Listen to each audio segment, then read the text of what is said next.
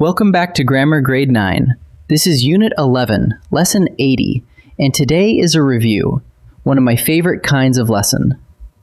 Over the last several lessons, we built up a whole toolkit for the comma, how it works in compound sentences, in a series, around non-essential pieces, after an introductory phrase, with adverb clauses, in titles and addresses, and in direct address.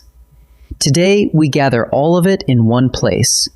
We'll walk through each use, tie it back to where you first met it, and see how one small mark keeps your writing clear. Let's dig in. Before we dive in, here's the big picture. The comma looks like a tiny mark, but it does a handful of clearly defined jobs. It separates the two halves of a compound sentence.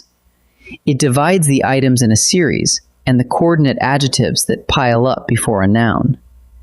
It fences off non-essential elements and introductory phrases.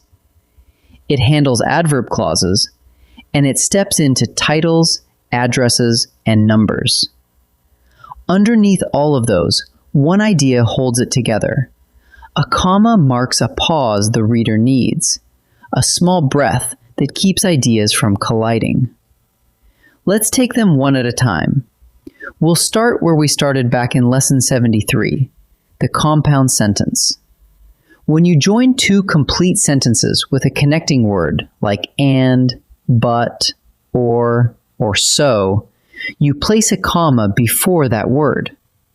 Look, the rain finally stopped, but the field was still soaked. Notice that each side could stand alone as its own sentence.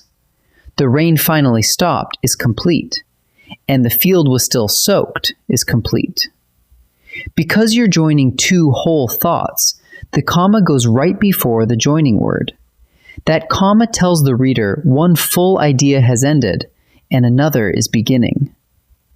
Next, from Lesson 74, two closely related jobs. First, the series. When you list 3 or more items in a row, you separate them with commas. We packed sandwiches, apples, and water.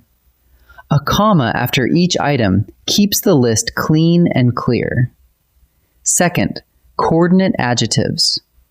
When two adjectives each describe the noun on equal footing, you put a comma between them. A long, exhausting hike. Here's the quick test. If you could slip the word and between the two adjectives, or swap their order and it still sounds right, they're coordinate and they take a comma. Long and exhausting hike works, so the comma belongs. Now to Lesson 75, non-essential elements. Some pieces of a sentence add extra information, but the sentence would still make sense without them. When a piece is non-essential like that, you fence it off with a pair of commas, one on each side. My neighbor, a retired pilot, tells the best stories. The phrase, a retired pilot, is a non-essential appositive. Nice to know, but not required. Here's the test. Lift it out, and the sentence still stands. My neighbor tells the best stories works perfectly. Because it isn't essential, we wrap it in commas, before and after. From Lesson 76 comes the introductory phrase. When a word or phrase opens the sentence and sets the stage before the main idea, you follow it with a comma. After the long drive, we were glad to stretch. That opener, after the long drive, is an introductory phrase, and the comma marks where it ends and the real sentence begins. The same holds for those little starters. Well, yes, no. Yes, the museum is open today. Each one gets a comma right after it. The comma gives the reader a clean pause before the heart of the sentence. Lesson 77 gave us the adverb clause, and its rule is short and sweet. An adverb clause, one that tells when, where, or why, can lead the sentence or trail it, and its position decides the comma. When it leads, you follow it with a comma. Because the bridge was closed, we took the ferry. But flip it so the clause trails and the comma disappears. We took the ferry because the bridge was closed. No comma at all. Hold on to the phrase we learned there. Comma when it leads, none when it trails. Same clause, 2 positions, 1 simple rule. Finally, let's fold in lessons 78 and 79, the finishing touches. In titles, addresses, and dates, commas keep the parts sorted.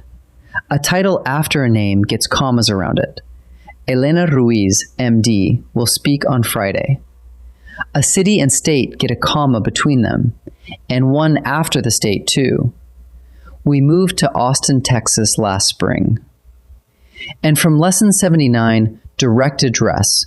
When you speak straight to someone and name them, you set that name off with commas. Marcus, could you close the door? Whether the name comes at the front, the middle, or the end, commas keep it apart from the rest of the sentence. Let's boil the whole review into a quick check you can run every time. 1. Are you joining 2 full sentences? Put a comma before the and, but, or. 2. Is there a list or an extra piece you could lift right out? Set it off with commas. 3. Is there an opener or a leading clause? Follow it with a comma. And behind all 3, the single question that catches almost everything. Does the reader need a pause here? If the answer is yes, a comma probably belongs. If saying it aloud runs smoothly without a breath, you can usually leave it out. Let's practice. Time to practice. In this first set, I'll give you a sentence with a blank where a comma might belong, and you decide whether one goes there. Think about which comma job is at play. Pause the video and choose before I reveal each answer. We finished the puzzle, blank, and then we started a new one. Look at the 2 sides. We finished the puzzle is a complete sentence, and then we started a new one is complete too.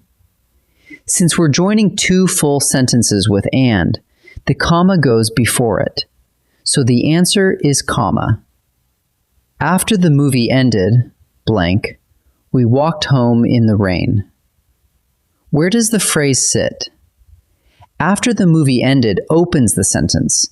It's an introductory phrase that sets the stage. And an opener like that takes a comma after it. So the answer is comma. The bakery sells bread, blank, muffins, blank, and pies. This is a list of 3 items: bread, muffins, and pies. Items in a series are separated by commas, one after each item. So the answer is a pair of commas. Nice work. This second set mixes in non-essential pieces, direct address, and a trailing clause. Same idea. Read carefully, decide where the commas belong, and pause before I reveal each answer. My cousin, blank, who lives in Denver, blank, is visiting next week. That middle piece, who lives in Denver, is extra information. Lift it out. And my cousin is visiting next week still stands. Because it's non-essential, we fence it off on both sides. So the answer is a pair of commas. Please pass the salt, blank, Grandpa. Here, the sentence speaks straight to Grandpa and names him. That's direct address. A name you're speaking to gets set off with a comma. So the answer is comma. We stayed inside, blank, because the storm was fierce. Where's the adverb clause?